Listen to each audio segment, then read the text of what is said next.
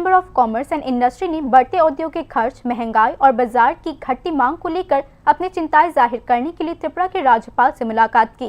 Chamber ने कहा कि पूरे राज्य में बढ़ती कीमतों और उपभोक्ताओं के कम खर्च की वजह से कारोबारी और सप्लायर्स पर भारी दबाव है।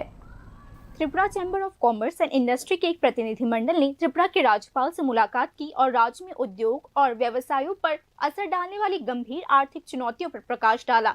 चैम्बर ने कहा कि गल्फ वॉर और स्ट्रेट ऑफ हॉर्मुज की नाकेबंदी के कारण इनपुट लागत में बढ़ोतरी से त्रिपुरा के उद्योगों पर भारी दबाव पड़ रहा है।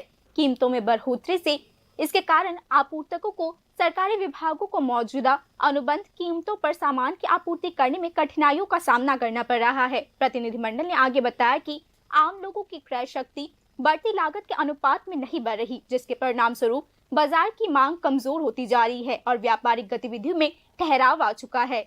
चैम्बर ने स्थिति को राज्य की अर्थव्यवस्था के लिए गंभीर चिंता का विषय बताया है। इस कमजोर उपभोक्ता क्रय शक्ति और बाजार की मांग कम होने पर चिंता व्यक्त की गई है। बाजार की मांग को पुनर्जीवित करने और आर्थिक गति को बहाल करने के लिए चैम्बर ने स्थानीय अर्थव्यवस्था में लिक्विडिटी बढ़ाने की तत्काल आवश्यकता पर जोर दिया।